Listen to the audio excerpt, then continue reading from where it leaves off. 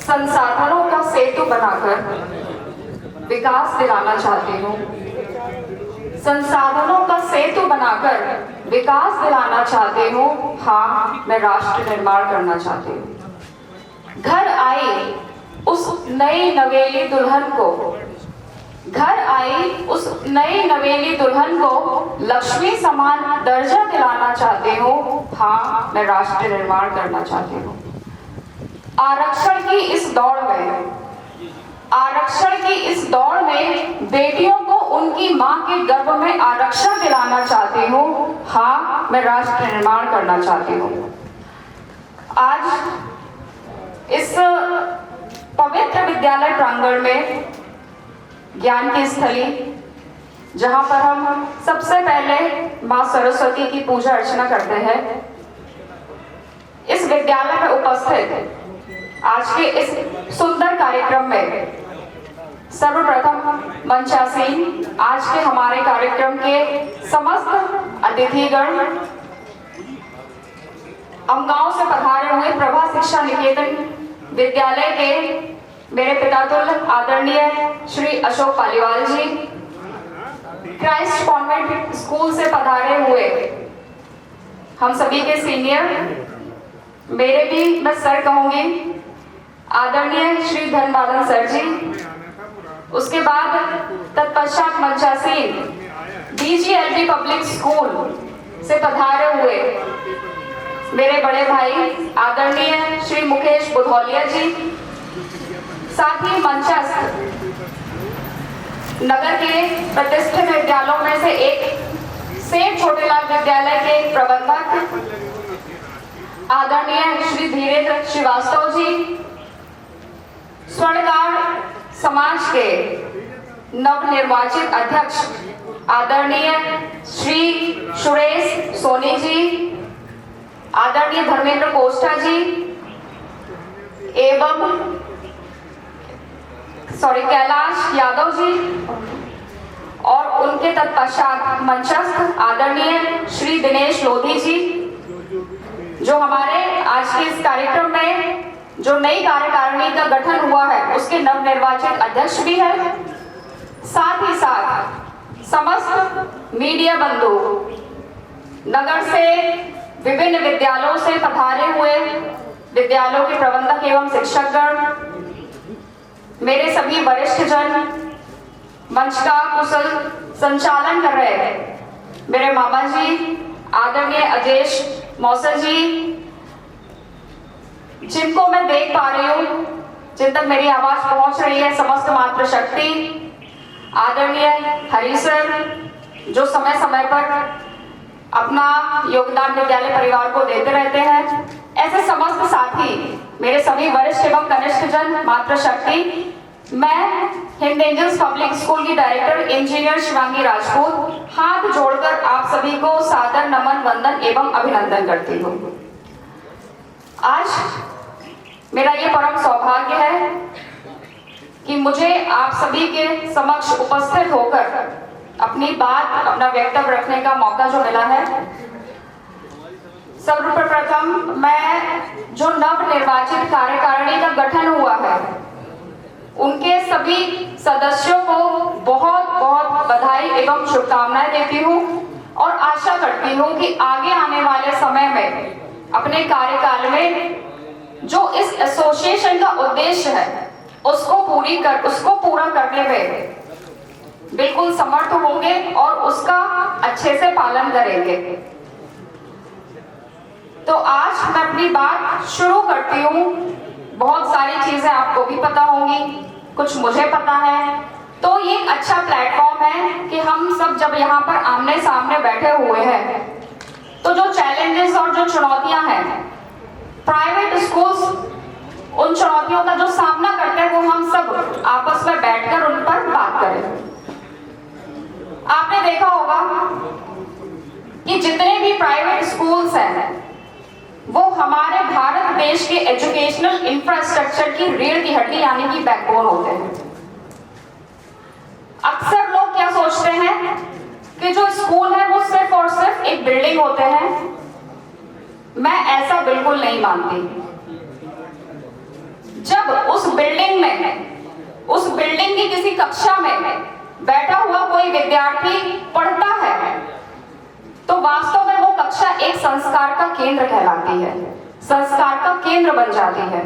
और उस कक्षा में जब कोई शिक्षक पढ़ाने जाता है तो वो सिर्फ और सिर्फ अपना सिलेबस पूरा नहीं करा रहा होता है, बल्कि देश के भविष्य का निर्माण करने में अपना शत योगदान देता है, 100% योगदान देता है। आप सभी जानते होंगे, आप सभी इस बात से सहमत भी होंगे कि जब सरकार की कोई नई पॉलिसीज आती है, नए चैलेंजेस आते हैं, डेली कुछ ना कुछ चेंज होता है, एजुकेशन पॉलिसीज में चेंज होता है, तब भी हम पूरी निष्ठा के साथ उन नीतियों का पालन करते हैं और एक शिकन भी नहीं आने देते कि हम किस तरह से इन नीतियों को देश के लिए बच्चों को तैयार कर रहे हैं, कैसे हमें उसको लेकर काम करना है। लेकिन एक बात सबको गांठ बांधने की जरूरत है, समझने की जरूरत है कि शिक्षा कभी कोई व्यापार नहीं होता। जब भी शिक्षा की बात हो तो शिक्षा विचार की होनी चाहिए, व्यापार की नहीं। और जैसा कि हम सब जानते हैं, इस बात को अच्छे से समझते हैं कि आज के समय में प्राइवेट स्कूल चलाना, प्राइवेट विद्यालय चलाना किसी कांटों भरी राह पर चलने से कम नहीं है। आपने खुद भी ये महसूस किया होगा और मेरे सर जो टीचर्स यहाँ पर बैठे हुए हैं वो भी इस बात को अच्छे से समझ पा रहे होंगे और सहमत भी होंगे, क्योंकि कुछ ना कुछ न्यू एजुकेशन पॉलिसी में आता है, सरकारियां नीति बदलती हैं, तो हमें ये चीज याद रखने की जरूरत है कि अगर हमने अपने आप को इस फील्ड में जोड़ा है, इस क्षेत्र में हम लेकर आए हैं, तो शिक्षा ही एक ऐसा वेपन है, शिक्षा ही एक ऐसा हथियार है जो किसी भी देश की रूपरेखा और संरचना को बदल सकता है। आदरणीय अब्दुल कलाम सर ने एक बहुत बड़ी बात बोली थी।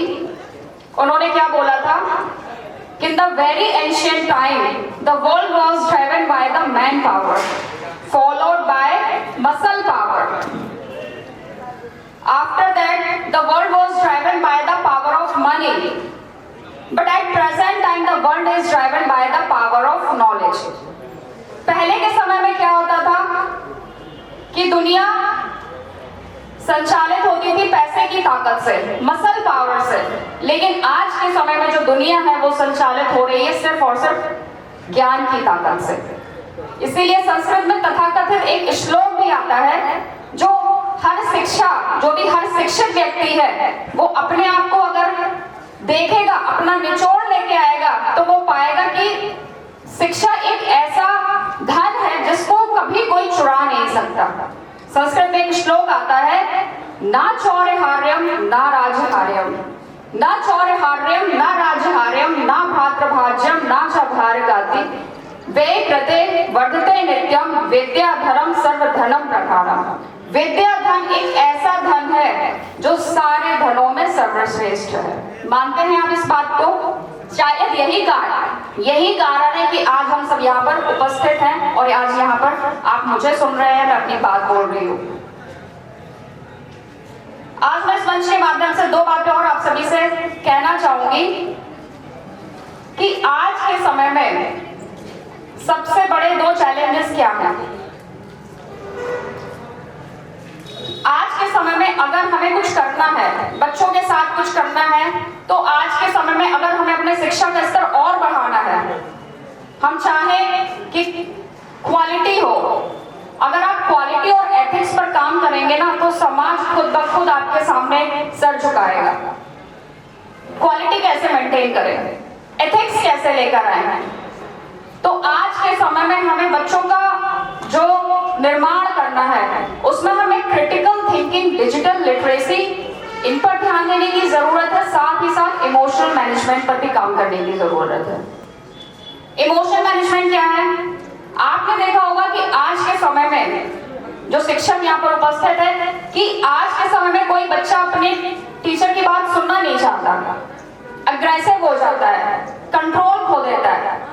तो हमें सबसे पहले उनको ये सिखाना है कि अपना इमोशन कैसे आप मैनेज करोगे, क्योंकि लाइफ बहुत छोटी नहीं है। स्टूडेंट की लाइफ स्टूडेंट लाइफ के बाद और भी लंबी जर्नी है, तो ये सिर्फ और सिर्फ विद्यालय में एक शिक्षक ही कर सकता है। तो हमें किन 3 चीजों पर काम करने की जरूरत है? Critical thinking, digital literacy and emotion management. दूसरी चीज, हर स्कूल के सामने एक चैलेंज और भी होता है कि उसके अंडर में, प्रिंसिपल के अंडर में या मैनेजमेंट के अंडर में जो अदर स्टाफ काम कर रहा है, उनसे हम कैसे और ज्यादा एफिशिएंसी से काम निकलवा सके। तो उसका तरीका मैं आपको बताती हूँ। उसमें हमें 3 चीजों में फोकस करने की जरूरत है। First of all, we need to respect their personal time. Second one is, we should always have the transparent communication with our staff members. हमारे और हमारे स्टाफ के बीच में हमेशा एक पारदर्शी कम्युनिकेशन होनी चाहिए। जो संवाद हम दोनों का होना चाहिए वो एकदम ट्रांसपेरेंट होना चाहिए।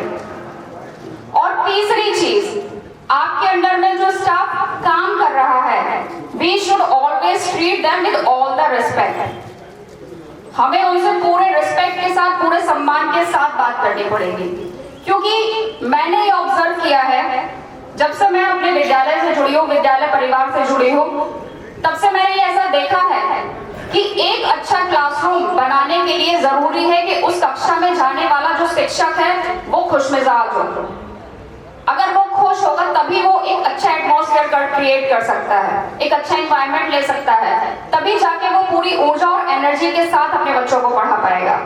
तो ये कुछ पॉइंट्स थे जो मुझे लगा कि जरूरी है कि मैं आप सब लोगों से डिस्कस करूं। अब मैं ज्यादा समय नहीं लूंगी क्योंकि और भी बहुत सारे लोग यहाँ पर उपस्थित हैं, अपना वक्तव्य रखेंगे आप सभी के सामने। मैं बस इतना कहना चाहती हूँ अपनी बात खत्म करने से पहले कि जो जिम्मेदारी हमको दी गई है, जो जिम्मेदारी समाज ने हमको दी है, क्योंकि प्रत्येक विद्यार्थी जो हमारे विद्यालय में आता है वो हर एक माँ बाप का एक कलेजे का टुकड़ा होता है। अब आप खुद समझिए, आपके बच्चे भी अगर कहीं पढ़ रहे होंगे तो समझिए कि आपने किस भरोसे के साथ, कितनी जिम्मेदारी के साथ अपना कलेजे का टुकड़ा उनको सौंपा है। ठीक यही समझिए।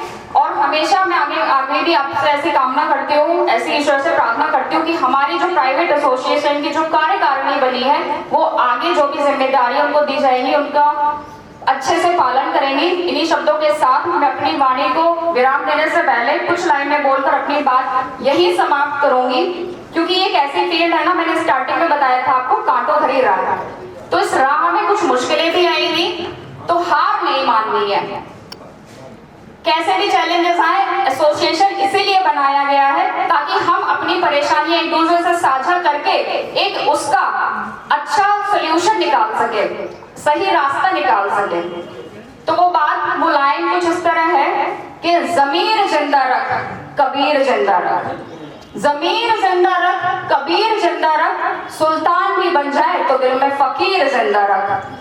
ज़मीर जिंदा रख, कबीर जिंदा रख, सुल्तान भी बन जाए तो दिल में फकीर जिंदा रख। हौसले की तरकश में कोशिश का वो तीर जिंदा रख कि हार कर चाहे जिंदगी में सब कुछ, मगर हार कर जीतने की वो उम्मीद जिंदा रख। इन्हीं शब्दों के साथ अपनी वाणी को विराम देती हूँ।